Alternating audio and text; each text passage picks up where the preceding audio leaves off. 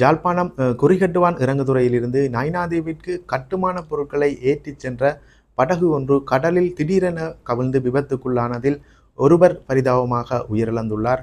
நேற்று இரவு நடந்த இந்த சம்பவத்தில் அந்த படகில் பயணித்த ஏனைய மூவரும் நீந்தி கரை சேர்ந்துள்ளதாகவும், இந்த சம்பவத்தில் உயிரிழந்தவர் புங்குடுதீவினை சேர்ந்த ஒரு குடும்பஸ்தர் என்று ஊர்காவல்துறை போலீசார் தெரிவித்துள்ளனர்.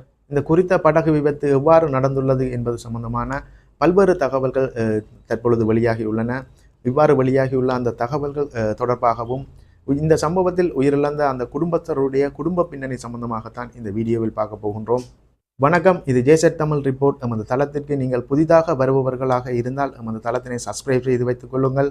அவ்வாறு செய்தால் தான் நாங்கள் தருகின்ற ஒவ்வொரு வீடியோவிலும் குறிப்பிடப்படுகின்ற புது புது தகவல்களை நீங்கள் உடனுக்குடன் அறிந்து கொள்ளக்கூடியதாக இருக்கும். ஜாழ் மாவட்டத்தினை பொறுத்தமட்டில் யாழ்ப்பாணத்தில் உள்ள தீவுகளுக்கு, குறிப்பாக நெடுந்தீவு, நைனாதீவு, அனல்தீவு, எழுபதீவு போன்ற தீவுகளில் வசிக்கின்ற மக்களுக்கு தேவையான பொருட்கள் அனைத்தும் படகுகள் மூலமே கொண்டு செல்லப்படுகின்றன. இவ்வாறு பொருட்களை கொண்டு செல்வதற்கு பயணிகள் படகுகள் பயன்படுத்தப்படுகின்றன. அதற்கு மேலாக பெரிய அளவிலான பொருட்களை கொண்டு செல்வதற்கு தனியார் படகுகளும் கடற்படையினருடைய அனுமதியுடன் பயன்படுத்தப்பட்டு வருகின்றன. அந்த வகையில்தான் நைனாதீவில் நடைபெறுகின்ற ஒரு கட்டுமான பணிகளுக்கு தேவையான பொருட்களை கொண்டு செல்வதற்கான நடவடிக்கைகள் மேற்கொள்ளப்பட்டிருந்தன. அதற்காக நேற்று இரவு 8 மணியளவில் குறிகட்டுவான் இறங்குதுறையிலிருந்து நைனாதீவு நோக்கி ஒரு படகொன்று புறப்பட்டிருந்தது. அந்த படகில் அதிகமான கட்டுமான பொருட்கள் இருந்தன. அதற்கு மேலாக 4 பேர் அந்த படகில் பயணிப்பதற்காக தயாராக இருந்தனர். இதன்படி குறிகட்டுவான் இறங்குதுறையிலிருந்து அந்த படகு புறப்பட்டு சுமார் குறிகட்டுவான் இறங்குதுறையிலிருந்து கடலில் ஒரு 100 மீட்டர் தூரம் சென்றிருந்த போது காற்று காரணமாகவும் அந்த படகில் இருந்த பொருட்களின் நிறை அதிகம் என்பதனால் படகு தொடர்ந்து பயணிப்பதில் தளம்பல் நிலை ஏற்பட்டுள்ளது. இவ்வாறு கடலில் சென்று கொண்டிருந்த அந்த படகு தளம்பல் நிலை ஏற்பட்ட சில நிமிடங்களிலே திடீரென கவிழ்ந்து விபத்துக்குள்ளாகியுள்ளது. இவ்வாறு அந்த படகு கவிழும் போது அந்த படகில் இருந்த ஒரு நபர் மீதும் அந்த படகு மோதியுள்ளது.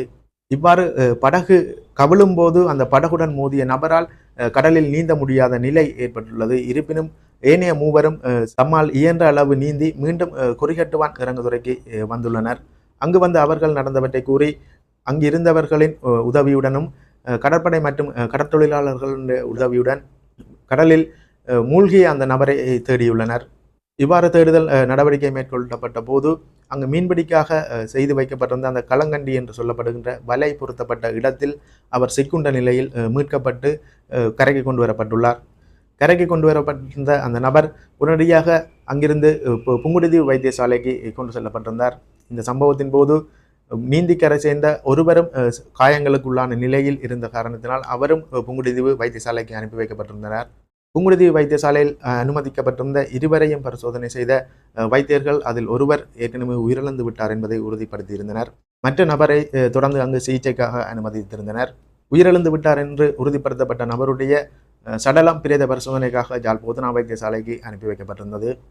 இந்த சம்பவம் தொடர்பாக ஊர்காவல்துறை போலீசார் உடனடியான விசாரணைகளை மேற்கொண்டிருந்தனர். இதன்போது அந்த சம்பவத்தில் உயிர் தப்பிய 3 பேரிடமும் உடனடியாக வாக்குமூலம் ஒன்றினையும் பெற்றிருந்தனர்.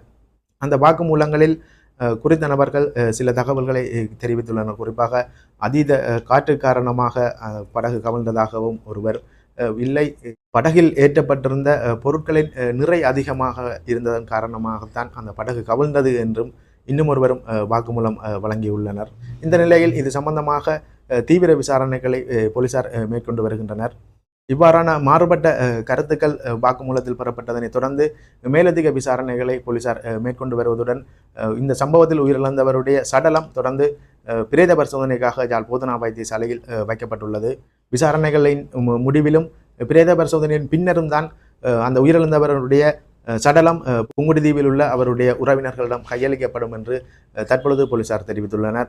இந்த குறித்த சம்பவத்தில் உயிரிழந்தவர் யார் என்று பார்த்தால் புங்குடுதீவு 3ஆம் வட்டாரத்தினை சேர்ந்த 2 ஆண் பிள்ளைகளின் தந்தையான 42 வயதான ராமலிங்கம் அருண் என்று அடையாளம் காணப்பட்டுள்ளார். இந்த ராமலிங்கம் அருண் என்பவர் 7 சகோதரங்களுடன் பிறந்தவர் என்றும் அந்த 7 பேரும் பெண் பிள்ளைகள், இவர் ஒருவரே அந்த குடும்பத்தில் ஆண் பிள்ளை என்றும் தெரிவிக்கப்படுகின்றது.